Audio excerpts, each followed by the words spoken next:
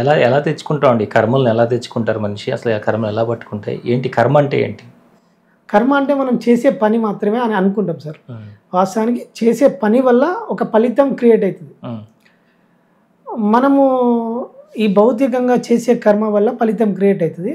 ఆ ఫలితం ఏదో ఒక రోజు మన జీవితంలోకి వస్తుంది. ఆ ఫలితం మనల్ని నడిపిస్తూ ఉంటుంది. వాస్తవానికి ప్రారంధము, ఆగామి, సంచిత 3 కర్మలు ఉంటాయి.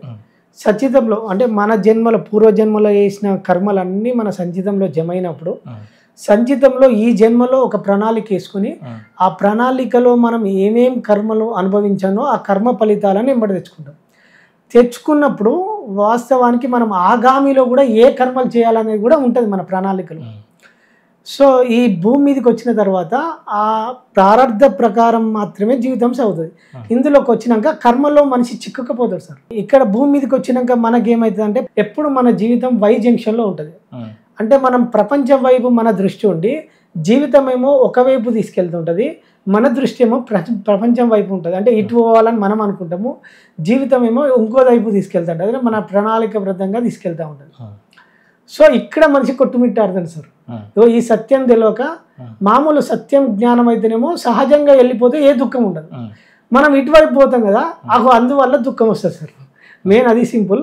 సో ప్రారంధాన్ని అనుభవించడం అనేది అది సత్యం కాదు, దాన్ని తప్పించుకోవడం సాధ్యం కాదు. కానీ దానివల్ల దుఃఖం నుంచి బయటపడవచ్చు సార్. ఫర్ ఎగ్జాంపుల్ మీకు ఎట్లా చెప్పాలంటే, ఇప్పుడు ఒక తల్లి ఉంది సార్. అంటే జ్ఞానానికి అజ్ఞానానికి ఎంత తేడా అంటే, ఒక తల్లి బాగా ఆకలితోటి ఉంది అనుకో, ఫర్ ఎగ్జాంపుల్ ఒక వారం 10 రోజులు బాగా ఆకలి వేసినప్పుడు ఒక మీలాంటి ఒక పుణ్యాత్ముడు కొంచెం అంటే ఒక ఆకలి తీర్చాలని ఒక అన్నం పెట్టిపోయింది సార్. సో ఒక పరమ దుర్మార్గుడు వేరే రాక్షసులు లాంటి ఒక వ్యక్తి వచ్చి అన్నం గుంజుకున్నాడు అనుకో, ఆ తల్లికి దుఃఖం ఉంటుంది సార్, బాధ ఉంటుంది వేరే వ్యక్తి వచ్చి గుంజుకున్నాడు. సో అనుకోకుండా తన కొడుకు ఎక్కడి నుంచో స్కూల్ నుంచి కానీ లేకపోతే ఎక్కడి నుంచి కానీ వచ్చినప్పుడు ఆకలితోటి ఉన్న కొడుకు వచ్చినప్పుడు తను అన్నం ఇచ్చేస్తుంది, తను తినకుండా ఇచ్చేస్తుంది. ఇక్కడ 2 జరిగినాయి ఒకటే సార్.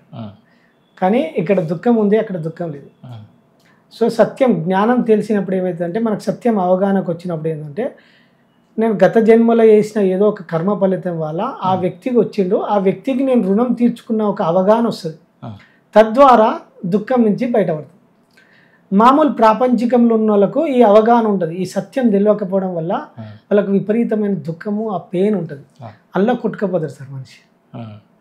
సో దీన్ని జయించుకోవాలంటే ఫస్ట్ ప్రారంధాన్ని తప్పించుకోవడం సాధ్యం కానీ ప్రారంధాన్ని తగ్గించుకొని, అంటే మనం ఆగామి కర్మలు తెచ్చుకుంటాం కదా సార్. ఆగామి కూడా అంటే ఆగామి అంటే మనం చేయబోయే కర్మలు. ఇక నుంచి మనం ఏ కర్మలు చేస్తామో దాని ఫలితాలు కూడా మన జీవితంలోకి వచ్చేస్తాయి. ఈ ఆగామిని మార్చే అవకాశం మన చేతులు ఉంటుంది. ఇది ఎట్లుంటుంది అంటే, ఈ క్షణం మన చేతులు ఉంటుంది. గతం సార్, భవిష్యత్తు అనేది మన చేతులలో లేదు. ఈ క్షణం ఈ క్షణం మన చేతులు ఉంది కదా, ఈ క్షణం చేసే కర్మలు మన చేతిలో ఉన్నది కనుక మనకు సద్గురువులు అంటే గురువులు ప్రవేశించడం వల్ల, కొంత జ్ఞానం దొరకడం వల్ల మనకి అవగాహన వచ్చిన తర్వాత మనం కర్మను మారుస్తాం. కర్మను మార్చడం వల్ల సత్కర్మలు అలవాటు చేసుకుంటూ పోతే మనకు మంచి కర్మలు వచ్చినప్పుడు ప్రారంధంలో అనుభవించే కర్మ కొంచెం చిన్న పడిపోతుంది. అంటే ఫర్ ఎగ్జాంపుల్ 10,000 అప్పున్నోనుకు మనకు ₹1,00,000 ఆదాయం వచ్చినా 10,000 కట్టడం పెద్ద సులభం కాదు, ఈజీ. సో మనం ఈ కర్మను మార్చడం వల్ల చాలా బయటపడే మార్గం సరే. ఇది అల్టిమేట్, ఇది సరే. మనిషిని నడిపించేది కర్మనే. కర్మను మార్చడం వల్ల మాత్రమే వాడు దుఃఖం లేనటువంటి స్థితిని పొందుతాడు. ఎలా మార్చుకోవాలి కర్మని అంటే మనము ప్రతిరోజు ఏదో ఒక సత్కర్మలు అలవాటు చేసుకోవాలి సార్ జీవితం.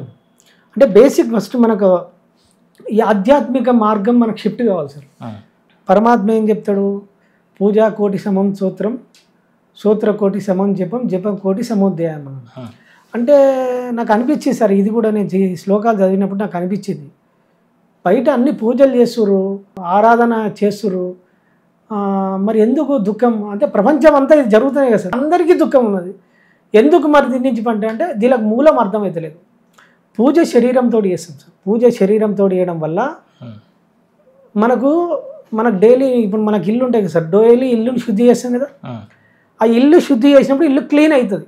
ఇక్కడ మనకు ప్రపంచంలో పండితులు కానీ సమాజం కానీ మనకేం నేర్పిందంటే, ఇవన్నీ పూజలు చేయి, ఆరాధించు, జపాలు చేయి అని నేర్పింది. కానీ వీటి వల్ల మూలం ఏందో వివరించలేకపోయింది సార్ సమాజం. సో ఆధ్యాత్మికంలోకి వచ్చినాక మనకు కరెక్ట్ గురువుల అవగాహనకు వచ్చినాక, గురువులు దొరికినప్పుడు మనకు జ్ఞానం సిద్ధించినాక ఆధ్యాత్మిక మార్గం అనేది ఒక దొరుకుతుంది. శరీరం చేస్తాం కదా, శరీరం ద్వారా పూజ జరుగుతుంది. దీన్ని మనసు శుద్ధి అయ్యేది జస్ట్ ఒక బేసిక్ లెవెల్. ఇది మనము ఆరాధిస్తాం, ఆరాధనలో కూడా మనసు శుద్ధి కాదు.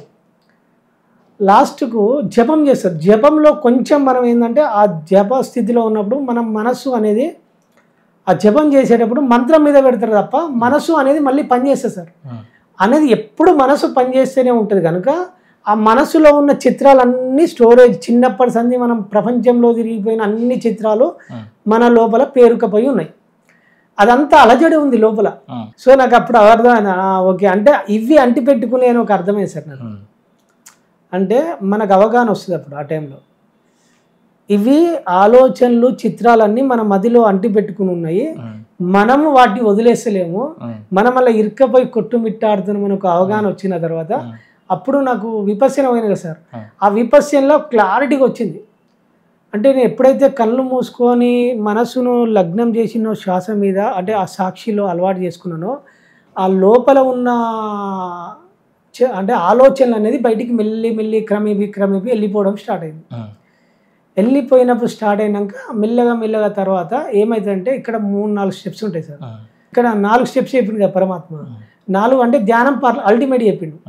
ధ్యానం అనేది మనసును శుద్ధి చేస్తుంది. ఇక్కడ ప్రపంచంలో జరిగేటివన్నీ ఏది మనసును శుద్ధి చేస్తలేవు. ఈ మనసు శుద్ధి చేయడం వల్ల లోపల నీకు శాంతి దొరుకుతుంది. ఫస్ట్ ఏమవుతుందంటే ఫస్ట్ మనసు శాంతి ఎప్పుడైతే అంటే ఇవన్నీ అలజడి పోయినాక ఆలోచన రహిత స్థితి వస్తుంది కదా సార్. ఫస్ట్ నిశ్చల స్థితి వస్తుంది, అంటే ఏమని లేనటువంటి స్థితి వస్తుంది. ఆ ఏమీ లేనటువంటి స్థితిలో మనకు కొంచెం జ్ఞానం వస్తుంది, అంటే జ్ఞానం వికసిస్తూ ఉంటుంది, మన లోపల హార్మోన్స్ అన్ని యాక్టివేట్ అవుతూ ఉంటాయి. సో ఇక్కడ ఫస్ట్ నిశ్చల స్థితి, తర్వాత నిర్మల స్థితి. ఈ నిర్మల స్థితి దాటినాక సహజ ముక్తి వస్తుంది. సహజ ముక్తి అంటే దీని వైరాగ్యం అంటాం. మనకు ప్రపంచం మీద వైరాగ్యం వస్తుంది, మళ్ళీ సత్యం అర్థమవుతుంది. అంటే ఏ వ్యక్తి మనకు ఏ రోల్ మీద వచ్చింది అంటే ఇది ఒక ప్రణాళిక.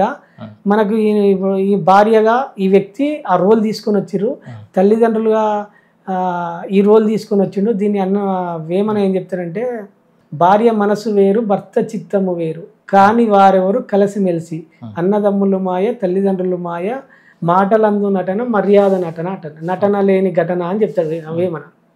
సో ఆ సందర్భంలో ఇవన్నిటి మీద అవగాహన వచ్చింది సార్. అప్పుడు ఇక మనకు ఆ నిశ్చల స్థితి వచ్చిన తర్వాత సహజ ముక్తి అయినప్పుడు ఒక రోల్ అర్థమవుతుంటుంది. ఆ రోల్ అర్థమైనప్పుడు మనకు జ్ఞానం సిద్ధిస్తూ ఉంటుంది ఆటోమేటిక్గా. సహజ ముక్తి ద్వారా జ్ఞానం సిద్ధిస్తుంది. ఆ జ్ఞానం సిద్ధించినప్పుడు మనం ఏ కర్మ చేయనో ఏం చేయనో అని ఒక అవగాహన వచ్చి అప్పుడు బుద్ధి వికాసం స్టార్ట్ అవుతుంది సార్. అంటే దీని వివేకానందుడు వివేకం అంటారు.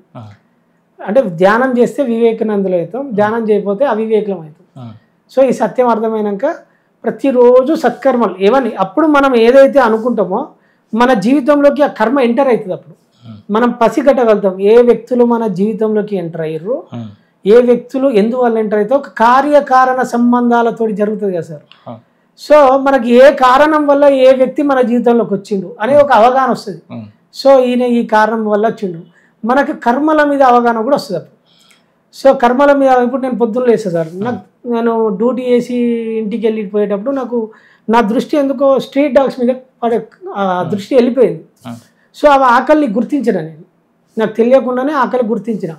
ఆ గుర్తించడం వల్ల నాకు సో ఇవి ఆకలితో ఉన్నాయి వీటికి పెట్టాలి అని ఒక అవగాహన వచ్చింది. నేను ప్రతిరోజు ఆ డ్యూటీకి పోయేటప్పుడు వచ్చేటప్పుడు కానీ ఇంటికాడ ఉండేటప్పుడు కానీ కొన్ని స్ట్రీట్ డాగ్స్ ఇంట్లోనే మళ్ళీ మా ఇంటికి ఇప్పుడు మీరు అతిథి వస్తే నేను భోజనం ఎట్లా వండి పెడతామో ఆ డాగులకు డైలీ నేను ఫుడ్ వండి అట్లా పెట్టడం అలవాటు చేసుకున్నా.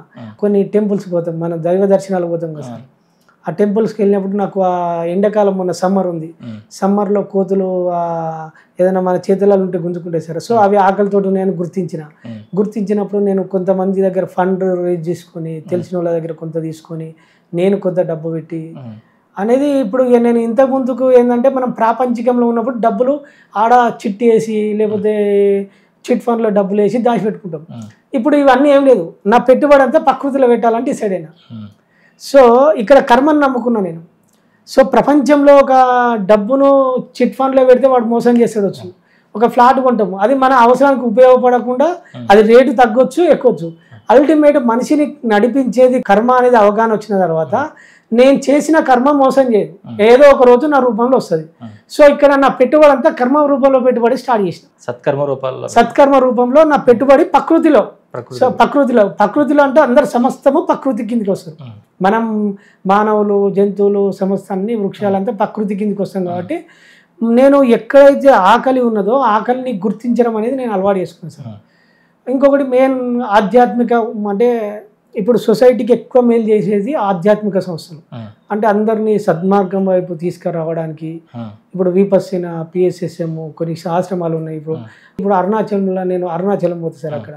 సో ఎప్పుడైతే అక్కడ గిరి ప్రదక్షిణ సాధువులు ఉన్నారు వాళ్ళ ఆకలి గుర్తించిన అట్లా నాకు ఏదో ఒక సర్వీస్ చేయడం అట్లా అలవాటైంది.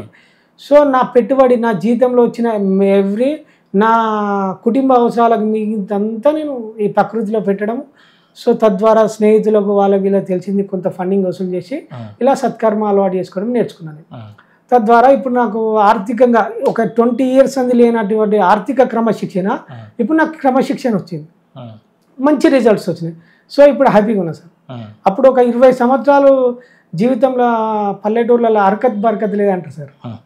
అరకత్ అంటే మనకు జీతం వస్తుంది, నాకు ఎప్పుడు జీతం వచ్చేది నిలబడి ఉండేది కాదు, అంటే ఎప్పటికి జీతం రాగానే 5 రోజులలో అయిపోయింది, మళ్ళీ నా అవసరానికి ఎవరినో అడుగుతూ ఉండేది. అంటే అరకత్ లేకపోతే అంటే మన అవసరానికి ఎవరినో అడుగుతూనే ఉంటాం. మళ్ళీ బరకత్ అంటే వచ్చింది నిలబడదు సార్. సో ఇప్పుడైతే ఈ జ్ఞానం సిద్ధించినాక నేను ఈ మార్గాలు అలవాటు చేసుకున్నానో నాకు పర్ఫెక్ట్గా వచ్చింది, అట్లా స్థిరంగా ఉంటుంది, ప్రతిదీ నిలబడి ఉంటుంది. ఆ సత్యం అర్థమైనాక జీవితం క్లారిటీగా వచ్చింది. ఇట్లా అప్పుడు నా జీవితాన్ని ఇట్లా అలవాటు చేసుకున్నా సార్. ఇప్పుడు హ్యాపీగా ఉన్నా.